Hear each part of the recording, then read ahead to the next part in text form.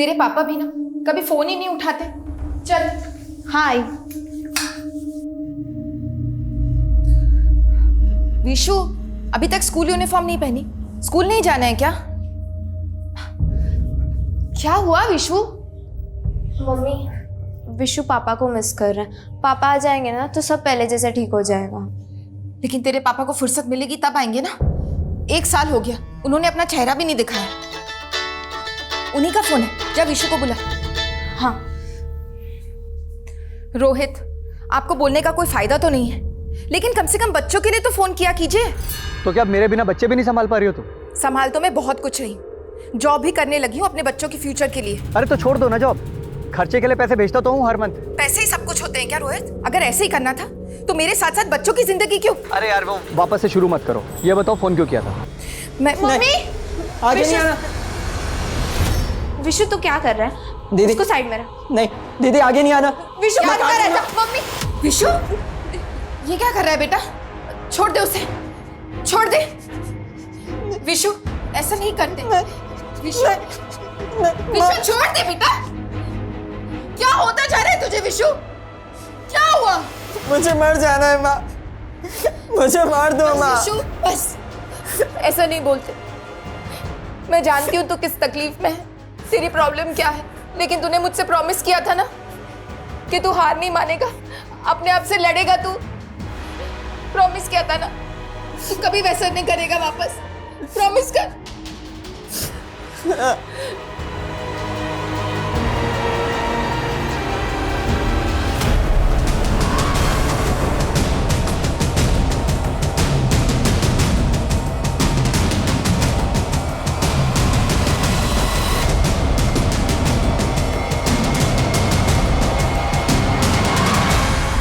मालिक की मनमानी नहीं चलेगी, नहीं चलेगी, नहीं चलेगी। कोयल को इंसाफ दो, इंसाफ दो, इंसाफ दो। ना इंसाफी मालिक हाय हाय। हाय हाय हाय हाय। कोयल को इंसाफ दो, इंसाफ दो, इंसाफ दो। मालिक की मनमानी नहीं चलेगी, नहीं चलेगी, नहीं चलेगी। कोयल को इंसाफ दो, इंसाफ दो, इंसाफ दो। मालिक की मनमानी नहीं चलेगी। हाय हाय हाय हाय। बहुत हो चुका सत्याग्रह, सब अपने अपने काम पर जाओ, वरना कोई भी काम पर नहीं आएगा। जब तक आप कोयल को वापस काम पर नहीं रखते, हमें से कोई काम नहीं करेगा। आपने इसे काम पर से सिर्फ इसलिए निकाल दिया क्योंकि प्रेग्नेंट है। एक होने वाली माँ को काम करने का हक नहीं होता क्या? ओके, मैं समझौता करने के लिए तैयार हूं। अपनी लीडर को अंदर भेज दो। मैं देखती हूँ क्या कहता है। कोयल तू डरना मत, हम तेरे साथ नाइंसाफी नहीं होने देंगे। मैं आती हूँ।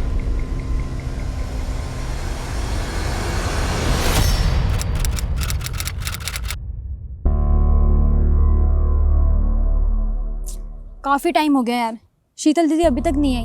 पता नहीं क्या चल रहा है अंदर। अंदर चलते हैं।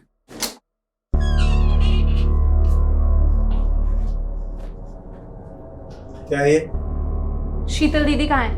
अरे शीतल दीदी, अरे क्यों शीतल और कोयल के चक्कर में अपने पेट पर लात मारते हो? जाओ अपना काम करो। हमने पूछा शीतल दीदी कहाँ है।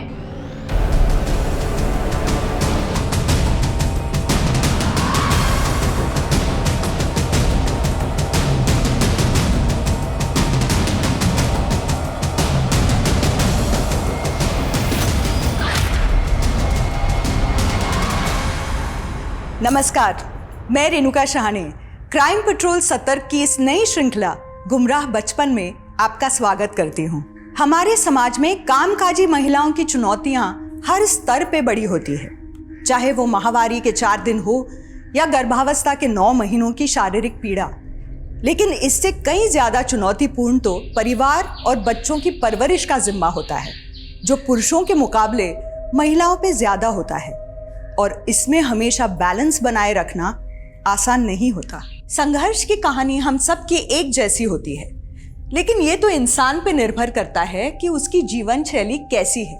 इंसान की एक कमी अक्सर दूसरी कमी को जन्म देती है, और इन कमियों का बढ़ता सिलसिला कभी कभी उस अनचाहे अपराध की ओर ले जाता है, जिसे हम कभी अपने जीवन में स्थान नहीं देना चाहते। लेकिन इस केस की व्यथा एक डरा देने वाला अनुभव है, जो सिर्फ एक इंसान और एक परिवार तक सीमित नहीं है। ये केस आज परिवारों और समाज पे हो रहे उस बुरे असर के प्रति हमें आगाह करता है जो कहीं ना कहीं हमारी लापरवाही और गलती से ही पैदा हो रहे हैं। ये एक ऐसी चेतावनी है जिसे अनसुना करना हमारे परिवार और समाज के लिए बहुत घातक सिद्ध हो सकता है। मामला बहुत ही सेंसिटिव है। इंटेलिजेंस का कहना है कि हमारे डिस्ट्रिक्ट में स्लीपर सेल्स पनप रहे हैं जो किसी भी टेररिस्ट एक्टिविटी को अंजाम दे सकते हैं। हम इसको बिल्कुल भी लाइटली नहीं ले सकते। हमें करंट केसेस पे काम करने के साथ साथ हमारे एरिया में जितने भी होटल्स हैं, गेस्ट हाउस हैं, उनमें रुकने वालों की डिटेल्स डेली बेसिस पे वेरीफाई करनी होगी। और साथ ही पिछले 6 महीने में हमारे एरिया में जितने भी नए किराएदार आए हैं, शॉपकीपर्स आए हैं या जो कोई भी संदिग्ध है, उनकी लिस्टिंग करनी होगी। ओके सर, हम ये सारी इंफॉर्मेशन गैदर करते हैं। और याद रहे, ये बात लीक नहीं होनी चाहिए कि इस दौरान हम इतनी एहतियात क्यों बरत रहे हैं। Clear sir. मूव।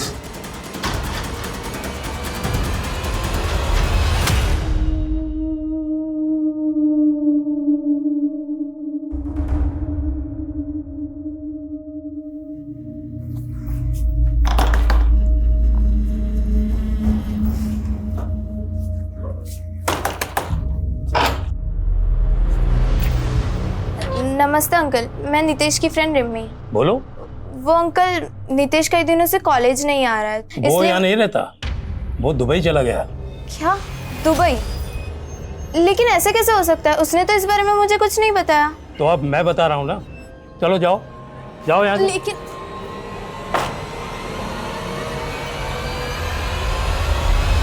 नितेश, तुम आजकल इतने चुप चुप क्यों रहते हो? कुछ प्रॉब्लम है क्या? रिमी, जब मैं 7 साल का था मेरे पेरेंट्स चल बसे और मेरे चाचा, मैं उन्हें अब खलने लगा हूं। मेरे साथ ऐसे बात करते हैं जैसे मुझे पढ़ाकर मुझ पर एहसान कर रहे हैं। मुझे तो लगता है कि मेरे पेरेंट्स की प्रॉपर्टी के लिए कहीं वो मुझे रास्ते से ना हटा दे।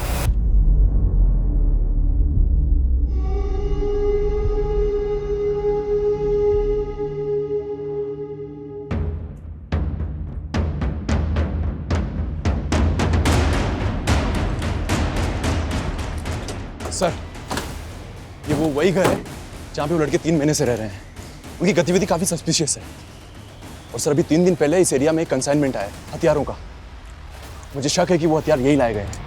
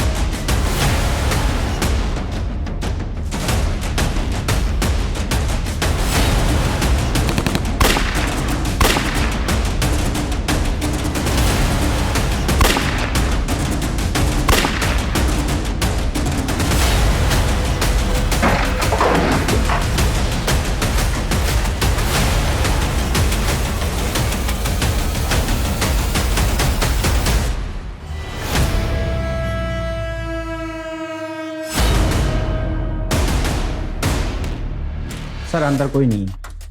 पूरे घर की तलाश लो, देखो कुछ और मिलता है। Okay sir.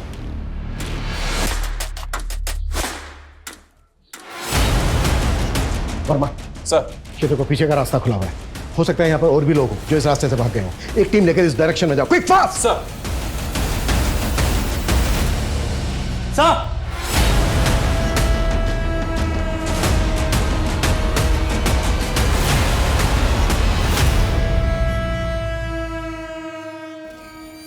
इतने हथियार,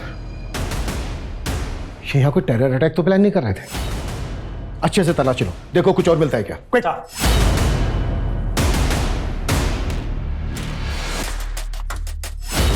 सर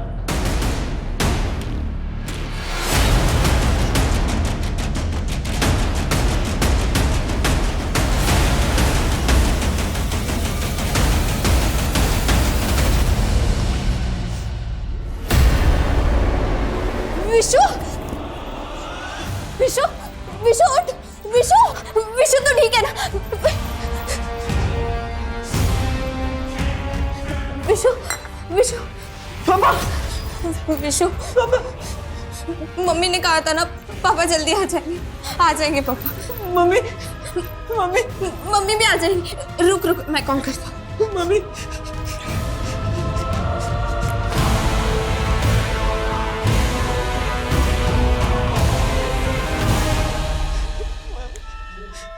हेलो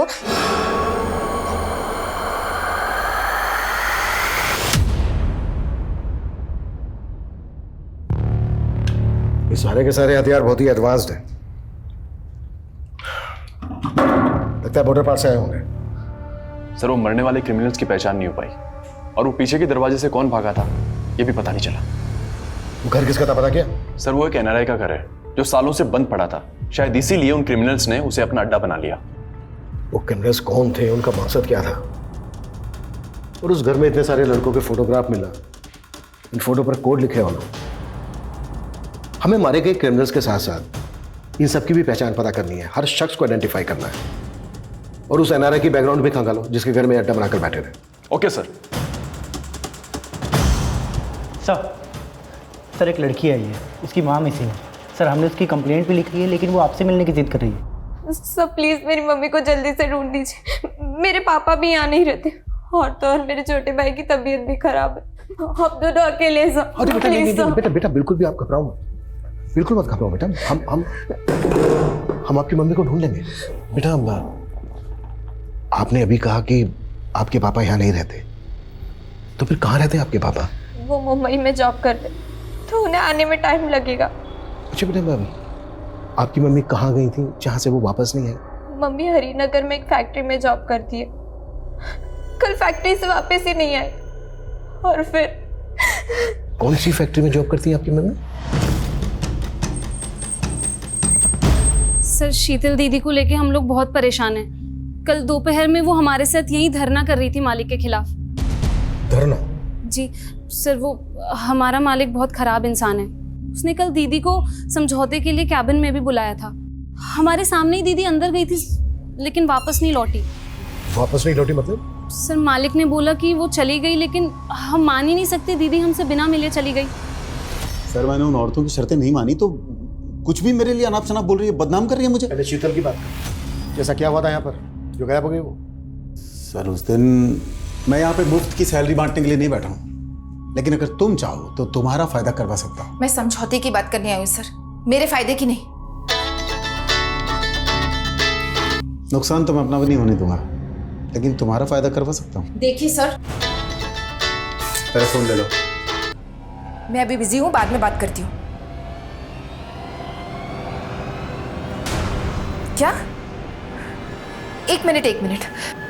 सर वो जैसे ही केबिन में आई उसका फोन बजा सर, ऐसे लगा जैसे कोई इमरजेंसी कॉल हो।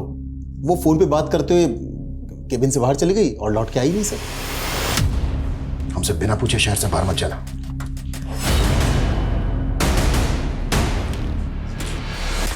ये आदमी मुझे शक्ल से ही कभी ना लग रहा है।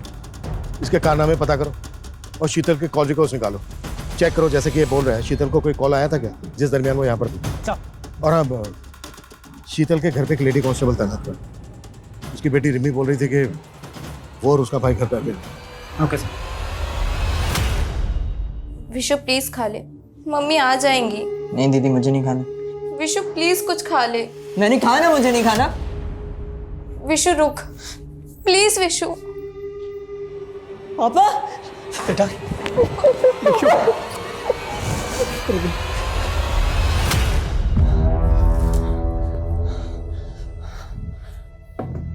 सर वो सलीम भाई और जावेद को तो पुलिस ने, लेकिन मैं ये C4 बचा लाया वहां से किसी तरह। शाबाश जुबैद, तुमसे यही उम्मीद थी।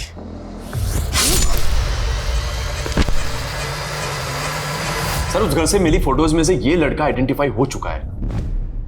गोंडा थाने में इसकी मिसिंग कंप्लेंट भी है, लेकिन सर इसके 2 नाम हैं, जीवन और जुबैद। 2 नाम? सर वैसे तो इसका नाम जीवन ही था, लेकिन अपनी फैमिली के अगेंस्ट दूसरी कम्युनिटी से इन्फ्लुएंस होकर ये कन्वर्ट हो गया और अपना नाम जुबैद रख लिया। जब ये गायब हुआ था तो उसकी फैमिली ने मिसिंग कंप्लेंट दर्ज करवाई थी और सर उनका कहना है कि कोई इसे बरगला रहा था। कौन बरगला रहा था? कहाँ है इसकी फैमिली? सर इसकी फैमिली तो उसी दिन गायब हो गई थी जिस दिन वो 2 क्रिमिनल्स क्रॉस फायरिंग में मारे गए थे। हो सकता है इस लड़के जुबैद की फैमिली को ये बात पता हो कि उनका बेटा देश विरोधी गतिविधियों में शामिल है, इसलिए इंट्रोगेशन के डर की वजह से कहीं गायब हो गए। पॉसिबल है सर। पॉसिबल है ये जितने भी लड़के हैं इन सबको जुबैद की तरह गुमराह किया गया हो। हमें इन सब की पहचान पता करनी होगी ताकि हम इस टेरर ग्रुप के सरगना तक पहुंच सकें और उसका मकसद पता कर सकें। ओके सर, मैं कोशिश करता हूँ। सर शीतल का फ़ोन फैक्ट्री से 2 किलोमीटर दूर चांदपुर के एरिया में बंद हुआ था। उसी दिन जिस दोपहर को वो फैक्ट्री में देखी गई थी, सर मैंने उसके फ़ोन का IMEI नंबर ट्रेस करने के लिए भेज दिया। कपिल का कहना है कि उस दरमियान उस शीतल को किसी का कॉल आया था। पता क्या किसका कॉल था वो? जी सर, वो कॉल उसके पति के नंबर से आया था। हाँ सर, मैंने उस दिन शीतल को कॉल किया था। पहले तो उसने फ़ोन कट कर दिया। जब मैंने उसे कॉल बैक किया तो उसने कहा मैं अभी बिजी हूँ, बाद में बात करती हूँ। लेकिन सर शीतल ने कॉल बैक ही नहीं किया। बाद में रिमी ने मुझे फ़ोन करके बताया कि उस दिन शीतल फैक्ट्री से घर ही नहीं आई थी। शीतल की फैक्ट्री के मालिक ने मुझे बताया कि तुम्हारे फ़ोन के बाद शीतल पैनिक हो गई थी, जैसे उसे कोई बुरी खबर मिली हो। नहीं सर, ऐसा कुछ नहीं था। तुम्हें किसी पे शक है जो शीतल के साथ ऐसा कर सकता है? एक्चुअली सर मैं तो यहाँ रहता ही नहीं हूँ, लेकिन हाँ पिछले कुछ टाइम से शीतल विशु को लेके काफ़ी परेशान थी। दरअसल कुछ ड्रग एडिक्ट लड़के हैं जो काफ़ी टाइम से विशु को बुली कर रहे थे। कपड़े उतार यार, कपड़े उतार यार, झाड़ू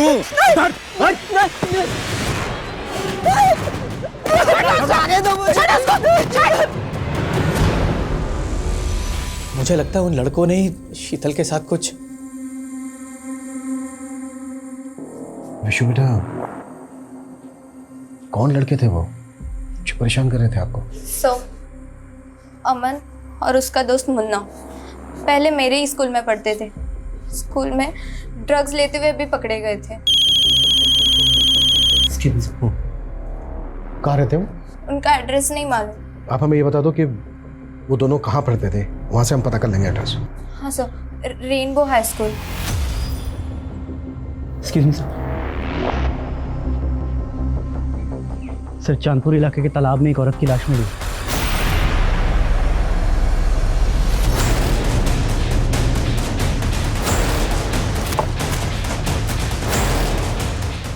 सर लाश को पानी में तैरते देखकर गांव के लोगों ने फोन किया था। आइए सर, लाश पर ठीक वैसे ही कपड़े हैं जैसे शीतल की बेटी ने मिसिंग रिपोर्ट में लिखवाए थे। शीतल जिस फैक्ट्री में काम करती थी वो फैक्ट्री यहाँ से लगभग 2 किलोमीटर दूर है। फैक्ट्री के वर्कर्स ने फैक्ट्री के मालिक पे शक जताया। हो सकता है शीतल का मर्डर फैक्ट्री में किया गया और उसकी बॉडी को यहाँ तालाब में लाकर डंप कर दिया। सर आप बेकार में अपना वक्त बर्बाद कर रहे हैं सर, यहाँ कोई मर्डर नहीं हुआ है सर। तो फिर शीतल को यहाँ नहीं, यहाँ से चांदपुर ले जाके मारा? मैं क्यों मारूंगा सर, मैं कह रहा हूँ ना सर, उस दिन वो बात करते हुए यहाँ से चली गई थी। एक्सक्यूज मी सर, इस जगह को देखकर ऐसा नहीं लगता कि यहाँ कोई मर्डर हुआ हो। अशफाक सुन यार, मैं तुझसे कब से बात कर रही हूँ और तू ये गेम खेल रहा है। अरे तेरे गेम के लिए तुझसे दोस्ती की है। अच्छा, तो अभी गेम ही तुझे नहीं मिलेगा। अरे सुन तो सुन, मैं तेरे गेम को ही नहीं तुझे भी लाइक करता हूँ। I love you. क्या? इतना चौक क्या रही है? आई आई थोड़ी ना बोला तुझे। तेरी औकात नहीं है मुझे लव करने की, समझा? अपने अब्बू से जाके मांग ये गेम।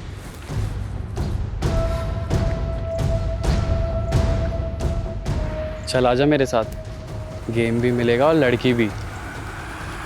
पोस्टमार्टम रिपोर्ट के मुताबिक शीतल के सर पर पत्थर के टुकड़ों के ट्रेसेस मिले हैं। मतलब पहले शीतल के सर पर पत्थर से वार किया गया और फिर उसकी बॉडी को तालाब में ले जाकर फेंक दिया गया। सर रिपोर्ट के मुताबिक तो शीतल मौत के पहले सेक्सुअली एक्टिव थी। सर हो सकता है कि उसका किसी ने रेप किया हो और लाश को तालाब में फेंकने की वजह से रेपिस्ट का DNA वाइप आउट हो गया। पोस्टमार्टम रिपोर्ट रेप कंफर्म नहीं करती है। अगर शीतल सेक्सुअली एक्टिव थी तो डेफिनेटली अफेयर चल रहा था उसका किसी के साथ, क्योंकि पिछले 1 साल से उसका पति रोहित मुंबई में था।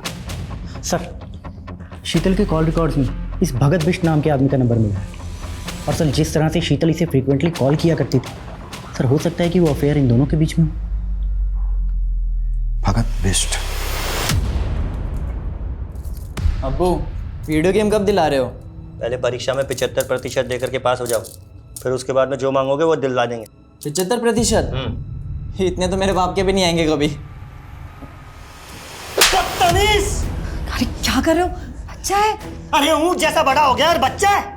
अरे बैल जैसी बुद्धि लेकर घूम रहा है, गधा कहीं का। गेम चाहिए इसे, गेम चाहिए। गलती की मैंने, उसकी बात सुन लेनी चाहिए थी। वो मुझे गेम भी दे रहा था और लड़की भी। लड़की? कौन से गुल खिला रहा है तू? कौन भर रहा है तुझे? बोलता क्यों नहीं? ये क्या बोल रहे हैं सर? शीतल का मर्डर हो गया? क्या रिश्ता था तुम्हारा शीतल के साथ? सर, वो मेरी कंपनी में सेल्स ट्रेडर थी और कुछ नहीं। पर शीतल तो हरिनगर के ग्राम सेवा गृह उद्योग में काम करती थी। हाँ सर, वो मेरी कंपनी के लिए पार्ट टाइम और जिस कंपनी की आप बात कर रहे हैं उसके लिए फुल टाइम काम करती थी। कैसा पार्ट टाइम जॉब? सर, मेरी कंपनी कॉस्मेटिक प्रोडक्ट्स बनाती है, तो वो ऑर्डर्स लेके आती थी और बदले में उसे कमीशन दे देता था। हाँ सर, मम्मी कॉस्मेटिक प्रोडक्ट्स भी सेल करती थी। कुछ सैंपल्स भी रखे हैं यहाँ, मैं लेकर आती हूँ। ये देखिए सर। बेटा अभी आप अंदर जाओ, हमें आपके पापा से कुछ बात करनी है। रोहित, हमें पोस्टमार्टम रिपोर्ट से पता चला है कि शीतल सेक्सुअली एक्टिव थी। तुम तो यहाँ रह नहीं रहे थे पिछले 1 साल से, तो क्या शीतल का अफेयर चल रहा था किसी के साथ? ये कैसी बात कर रहे हैं आप सर? शीतल का अफेयर? सर ये हो ही नहीं सकता। शायद किसी ने उसके साथ जबरदस्ती की होगी सर। सर वो मुन्ना और अमन, उन्होंने मेरे विशु को भी मोलेस्ट किया था सर। मैं आपसे कह रहा हूं, आप उन दोनों को पकड़ के अंदर कीजिए सर।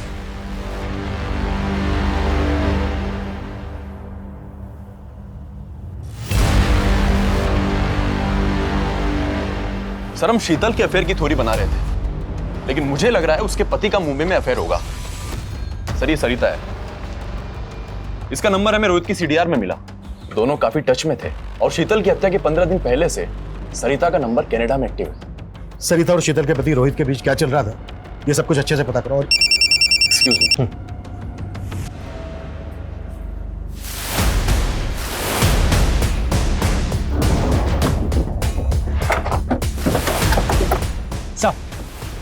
सर, रागी ने इस लाश को यहाँ पे देखा था। सर, ये उसी लड़के जुनैद की लाश है जिसकी फोटो हमें उन लड़कों की फोटोज में मिली थी। ब्लड सूखा हुआ है, लगता है इसका मर्डर काफी पहले हुआ है। हाँ, शायद ये लड़का हमारे रडार में आ चुका था, इसी वजह से टेरर ग्रुप ने इसको मार दिया। इस टेरर ग्रुप को कौन रन कर रहा है, मकसद क्या है उनका, अभी तक हम ये भी पता नहीं लगा पाए। अच्छा, इस लड़के के अलावा जो बाकी लड़के थे जिनके फोटोग्राफ लेते हैं, उनकी पहचान पता करने के लिए क्या कर रहे हैं हम लोग? सर, कोशिश तो जारी है। मुझे इस केस की कड़ी जल्द से जल्द जोड़नी है। Okay sir.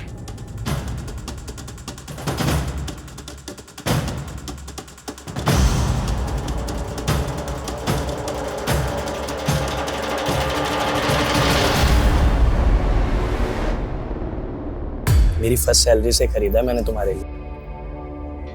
लेकिन नितीश, तुमने कहा था कि जॉब के साथ साथ तुम कॉलेज नहीं छोड़ोगे। रिमी, वो तब होता अगर मुझे पार्ट टाइम जॉब मिलती, लेकिन इस जॉब में मुझे फुल टाइम देना पड़ा। Full time job? वैसे तुम क्या जॉब कर रहे हो?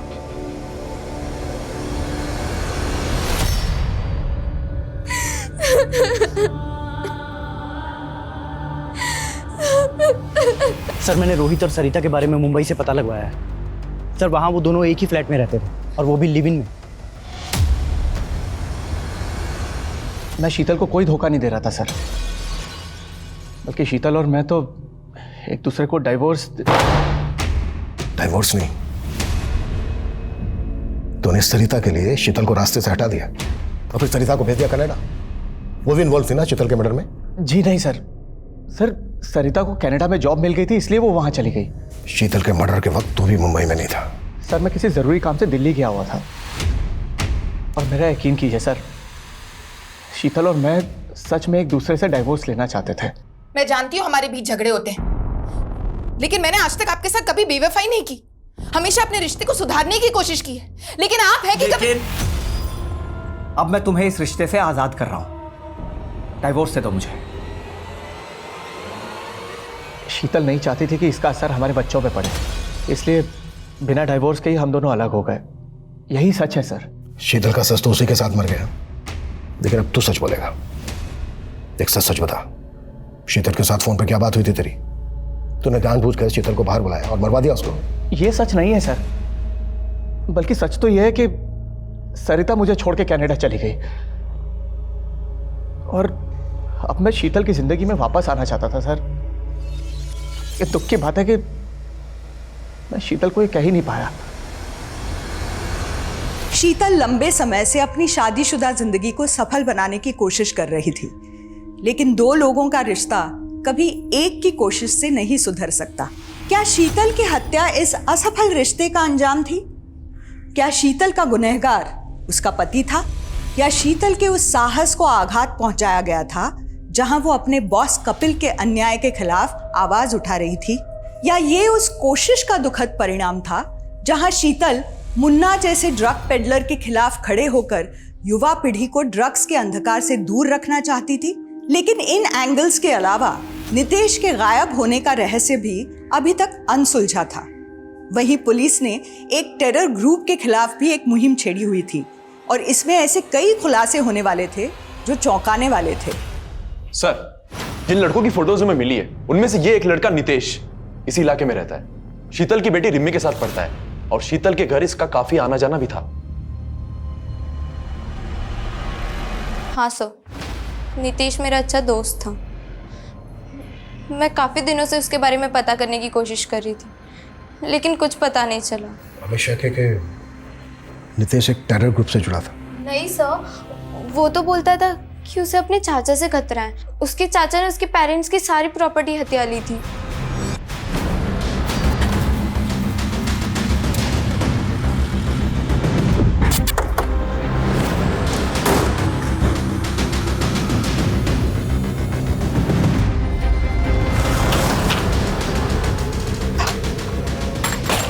सर, पूरा घर चेक करो, देखो क्या मिलता है। क्या हुआ सर? क्या हुआ? टेरर ग्रुप के लिए काम करता है नितेश। कहाँ है वो? वो तो दुबई में है सर। क्या ढूंढ रहे हैं आप? वो चाचा, मेरा पासपोर्ट रखा था यहाँ पर। पासपोर्ट? लेकिन क्या करेगा पासपोर्ट का? चाचा, वो मेरी दुबई में जॉब लगी है इसलिए। सीधे सीधे बोल, तू और नितेश किसके लिए काम करते हो? किसी के लिए काम नहीं करता सर। अगर घर में कुछ नहीं मिला। तुझे याद दिलवाते हैं हम सब कुछ। मनीष, लेके चलो इसको। चलिए। क्या हुआ बे, खाना क्यों नहीं खा रहा है? आपके मार से पेट भर गया। तो क्या हुआ, अब्बू है तुम्हारे? हाँ तो फिर भी गेम नहीं दिला रहे ना। कोई नहीं, ये जमीन जायदाद तो दादू की है ना, मुझे मेरा हिस्सा चाहिए इसमें से। हिस्सा? ये कौन सा बर रहा है तेरे दिमाग में? पानी पीजिए। क्या हुआ? क्या हुआ? क्या हुआ आपको?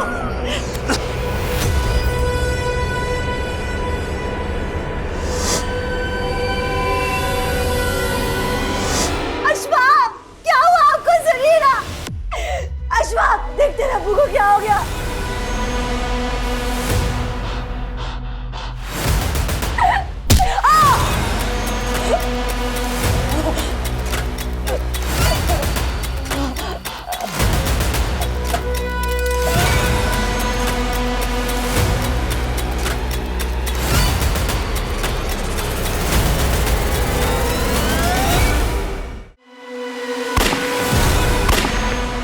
इतने हथियार?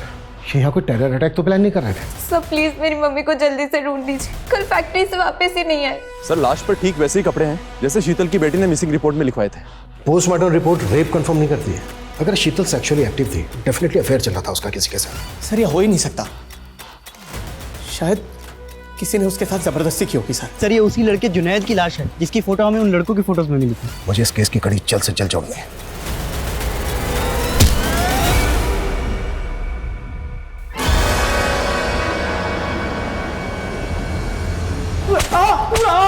अभिषेक! मैं बस बता दो सर। मानता हूँ विशु की मम्मी ने हम दोनों को अंदर करवाने की कोशिश की थी, पर हमने नहीं मारा उन्हें। तू और तेरा दोस्त अमन मॉलेस्ट करते थे ना विशु को? नहीं सर, वो तो हमारे पैसे नहीं दे रहा था, तो हम बस डरा रहे थे उसे सर। किस बात के पैसे? हमने सर उसे माल बेचा था, तो विशु ड्रग्स लेता था? मानता हूँ सर, हमने उसे ड्रग्स लेना भी सिखाया, पर उसकी मम्मी के साथ सर हमने कुछ नहीं किया सर। ये जब तक सच नहीं खुले ना, कटास साले। नहीं सर। विशु बेटा, आप ड्रग लेते थे? बोलो बेटा। सर, विशु ने उस दिन के बाद से कभी ड्रग्स नहीं ली। विशु बेटा, ये तो बहुत अच्छी बात है, लेकिन बेटा अमन का पता नहीं चला है हमें अभी तक। आपको पता है कहाँ है अमन?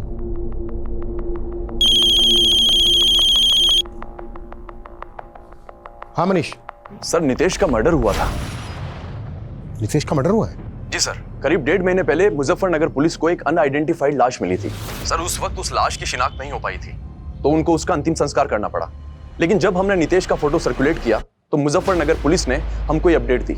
हम नितेश को टेरर ग्रुप से जुड़ा हुआ मानकर चल रहे थे। पॉसिबल है जिस वजह से जुबैद का मर्डर हुआ, उसी वजह से नितेश का भी मर्डर हुआ हो। नितेश, जो शीतल की हत्या से 1 महीने पहले ही मारा जा चुका था, वो शीतल का हत्यारा तो हो ही नहीं सकता था। लेकिन अब कई नए सवाल उठे थे। नितेश की हत्या किसने की? क्या नितेश का हत्यारा ही शीतल का हत्यारा हो सकता है?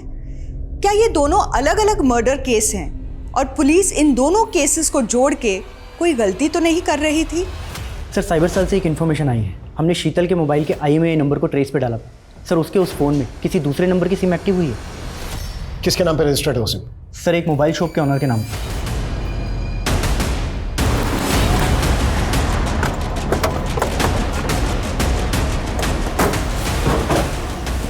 सर, मैंने तो ये फ़ोन बेचने के लिए ख़रीदा था। ये टूटा हुआ था, मैंने इसे रिपेयर किया और सिर्फ चेक करने के लिए अपनी सिम डाली थी, बस सर। किससे खरीदा था? एक कचरा बीनने वाला था, उसने कहा कि उसे ये फ़ोन कहीं पड़ा हुआ मिला था, मैंने सस्ते में खरीद लिया सर। कहाँ है वो? मुझे नहीं मालूम सर। सर, मैंने इससे पहले उसे कभी नहीं देखा। चल थाने चल, सब पता चल जाएगा। नहीं सर। अभिषेक चल। सर, लेकिन मैंने क्या किया?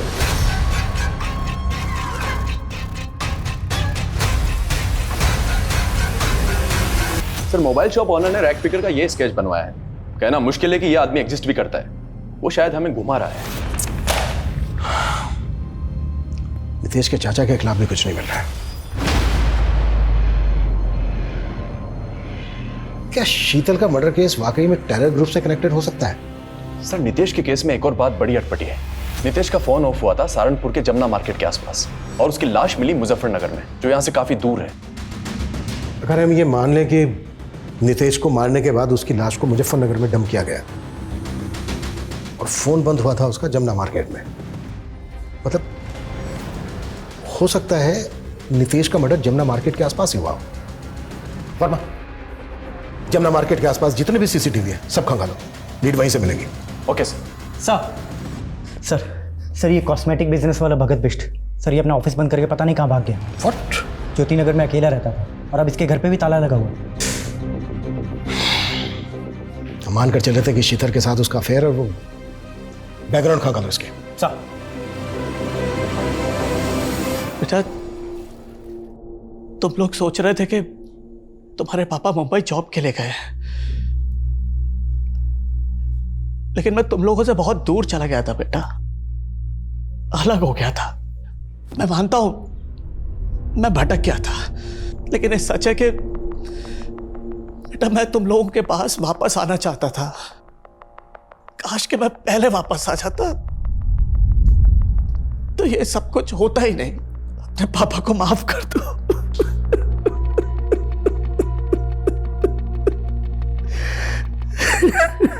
सर, हमने शीतल की मोबाइल का डेटा रिट्रीव करवाया है, उसमें एक MMS मिला है। ले करो। श्योर।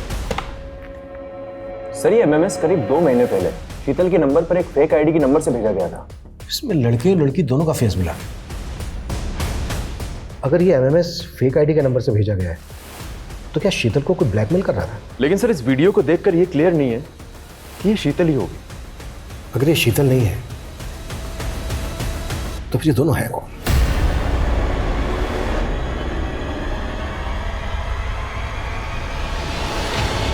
सर भगत का फोटो हमने हर जगह सर्कुलेट किया था। भोपाल से इसकी एक हिस्ट्री मिली। सर इसका असली नाम भगत नहीं अशफाक है। और सर 15 साल की उम्र में इसने अपने माँ बाप को खाने में बेहोशी की दवा देकर बेहोश किया और जिंदा ही अपने घर में दफना दिया था। सर 2 महीने बाद जब इस क्राइम का खुलासा हुआ तो भोपाल पुलिस ने इसे अरेस्ट कर लिया था। लेकिन सर उम्र कम होने के कारण इसे जुवेनाइल होम भेजा गया। लेकिन सर ये वहाँ से भी भाग गया था। उसके बाद से ये अंडरग्राउंड था। इसका लेटेस्ट फोटो भोपाल पुलिस के हाथ तब लगा जब ये नाम बदलकर भोपाल में अपने एक दोस्त से मिलने गया था। लेकिन सर ये तब भी पकड़ा नहीं गया था। ये नाम बदलकर कॉस्मेटिक का धंधा कर रहा था। एक हिस्ट्री शीटर के पास इतना सारा पैसा, जाहिर सी बात है इसने इससे पहले भी बड़े बड़े कांड किए होंगे। इसका जो भोपाल का दोस्त है उसका पता करो, हो सकता है अभी भी उसके टच में हो। साहब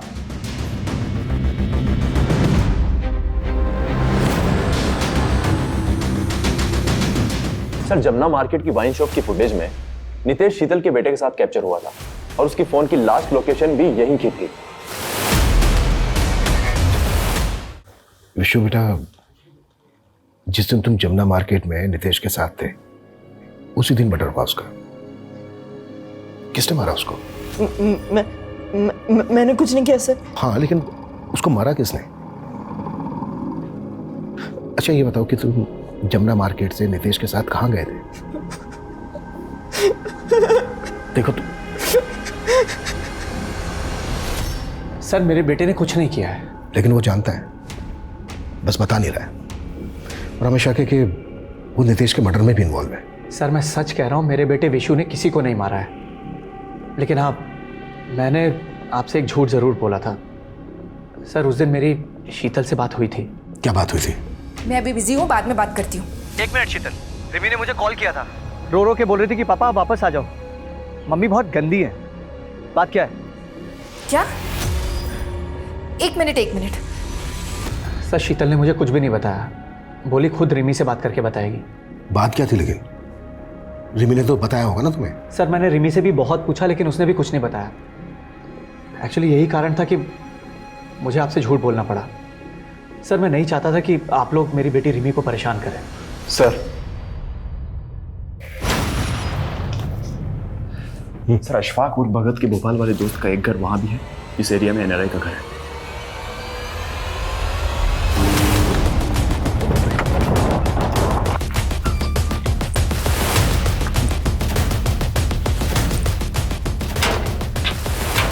तोड़ो।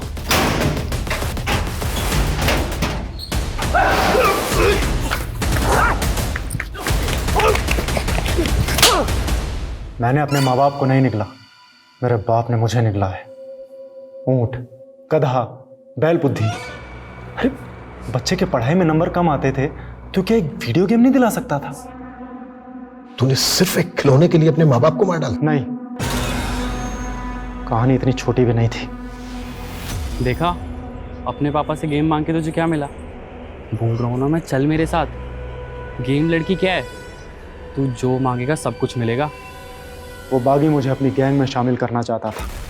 वो बोला कि कौन से माँ बाप अपने बच्चे को इस तरह से पीटते हैं, तो फिर मैंने अपने माँ बाप को मार दिया। बाल सुधार गृह से भी वो बागी मुझे भगा कर ले गया। 18 साल की उम्र में मुझे तमंचा थमा दिया। उसी तमंचे से मैंने एक सुनार का सर खोला और अपनी गैंग के साथ मिलकर सारा सोना लूट लिया था। बड़ा हुआ तो सरगना बन गया उनका। जिस तरह उस बागी ने तुझे गुमराह किया था, तू भी बच्चों को गुमराह करने लगा। और वो एनआरआई का खाली घर देख के अड्डा बना लिया वहां पे अपना। हाँ, और जब आप लोगों ने वहां रेड मारी तो जुबैद सारा माल बचा करके मेरे पास आ गया। लेकिन मुझे शक था कि कहीं आप लोगों ने उसे देख लिया होगा, तो बस मैंने उसे भी खत्म कर दिया।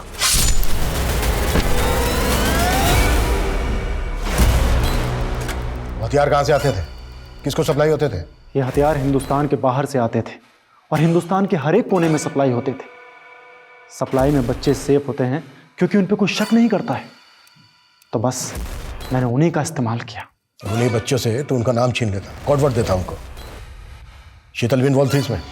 नहीं, मैंने अपने काले धंधे छुपाने के लिए कॉस्मेटिक का धंधा शुरू किया। शीतल तो वहाँ ट्रेडर बनकर आई थी और अपना दिल मुझे गिरवी दे बैठी। बस मैं शीतल में अपने बचपन की गर्लफ्रेंड गुड़िया का अक्स ढूंढता रहा। नितेश कैसे आया तेरे ग्रुप में? वो तो ज़रूरत का मारा था बेचारा। जब शीतल ने मुझे उसकी जॉब के लिए कहा तो मैंने उसे दुबई जाने का लालच दिया। बस फिर क्या था, वो मेरे सारे काले धंधे करने लगा और मैं शीतल के साथ मज़े करने लगा। भगत, हम शायद गलत कर रहे हैं। जो चीज़ अच्छी लगे वो कभी गलत नहीं हो सकती है शीतल। और वैसे भी तुम्हारे पति ने तो तुम्हें छोड़ ही दिया है, तो जब वो ये कर सकता है तो तुम क्यों नहीं? वो मुझसे हिचक रही थी, लेकिन अपनी बेटी के बॉयफ्रेंड को अपना सब कुछ दे बैठी। शीतल और नितेश के बीच शारीरिक संबंध थे? अभी तो नितेश की जल गई थी। उसी कमीने ने मेरा और शीतल का वीडियो बना लिया था। देख लिया वीडियो? इस बार तो फेसेस ब्लर किए हैं। अगर तूने भगत को नहीं छोड़ा, अगली बार बिना ब्लर किए तेरी वीडियो वायरल कर दूंगा। शीतल ने मुझे सब कुछ बता दिया था। अगर वो वीडियो वायरल हो जाता तो मेरे सारे काले धंधे बाहर आ जाते। तभी मैंने उसे खत्म करने की सोची, लेकिन वो मेरी आंखों से ओझल हो गया। फिर मैंने एक ट्रैप रचा। ये नितेश तेरी मम्मी को ब्लैकमेल कर रहा है। मेरी बात जरा ध्यान से सुन। तुझे अपने बेटे होने का फर्ज निभाना है।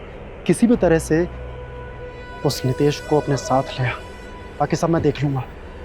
और फिर जब वो नितेश को अपने साथ शराब पीने के बहाने लेकर आया तो मैंने नितेश को खत्म कर दिया। तो शीतल को भी तूने? नहीं, शीतल को मैंने नहीं मारा। मुझे लगता है कि उसके पति को उसके बारे में सब कुछ पता चल गया था, तो शायद उसी ने उसको।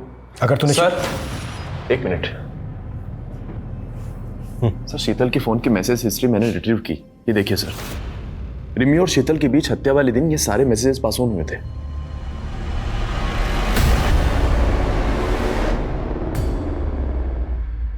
तुम अपनी मम्मी को मारने के बाद उन्हीं की मिसिंग कंप्लेंट फाइल करवाने हमारे पास आ गई, क्योंकि उन्होंने मेरे दोस्त नितेश के साथ।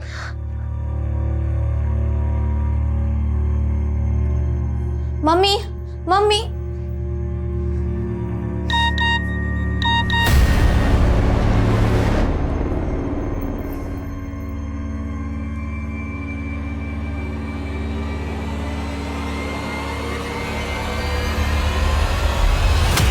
मैं नितेश के लिए 1 महीने से परेशान थी और फिर मैंने मम्मी के मैसेज हिस्ट्री और कुछ वीडियोस देखे। मैं समझ गई थी कि उनका मुझे बहुत गुस्सा आया, लेकिन मैंने उनसे कुछ नहीं कहा। मैंने पापा को फ़ोन कर दिया था। फिर पापा ने मम्मी को कॉल किया और मम्मी मुझे कॉल कर रही थी, पर मैंने उनका फ़ोन नहीं उठाया। तो उन्होंने मुझे मैसेज किया, मैसेज करके फैक्ट्री के पास चांदपुर बुलाया। बोली वही बात करेंगी मुझसे।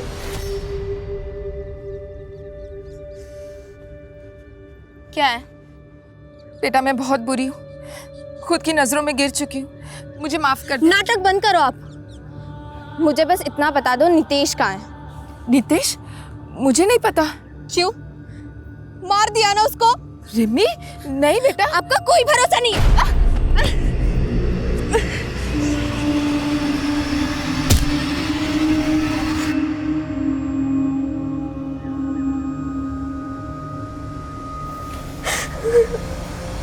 बच्चों को सही परवरिश देना शायद दुनिया का सबसे कठिन काम है। खुशहाल परिवार की परिभाषा स्वस्थ और सफल बच्चों के बिना कभी पूरी हो ही नहीं सकती। और फैमिली डिस्फंक्शनल हो तो वहां बच्चों के भटकने की संभावना कहीं ज्यादा होती है। शीतल और उसके पति से भी यही चूक हुई। अपनी फिजिकल और इमोशनल नीड्स को पूरा करने की उनकी मृग तृष्णा उन्हें तो ले डूबी ही, पर उनके बच्चे भी अपराध के अंधकूप में खो गए। एक सजग माता पिता को हर पल ये ध्यान रखना पड़ता है उनके बच्चे किसके संग उठते बैठते हैं, वो क्या देखते पढ़ते हैं, सोशल मीडिया पे उनकी गतिविधि, उनके डिजिटल फुटप्रिंट्स क्या हैं। अगर आप माता पिता हैं तो सोचिए, जितना वक्त आप अपने बच्चों को दे रहे हैं, क्या वो पर्याप्त हैं? क्या वो सही राह पे हैं? क्योंकि parenting is a 24 hour job. ये दुनिया का सबसे अहम और जिम्मेदारी भरा काम है। ये पार्ट टाइम जॉब तो हो ही नहीं सकता। तो अब मैं रेणुका शाहणे आपसे विदा लेती हूँ। कल फिर मिलेंगे ऐसी एक कहानी के साथ, जो रखेगी आपको सतर्क और जिंदगी को सुरक्षित। तब तक अपना और अपने परिवार का ख्याल रखिए और देखते रहिए क्राइम पेट्रोल सतर्क। जय हिंद।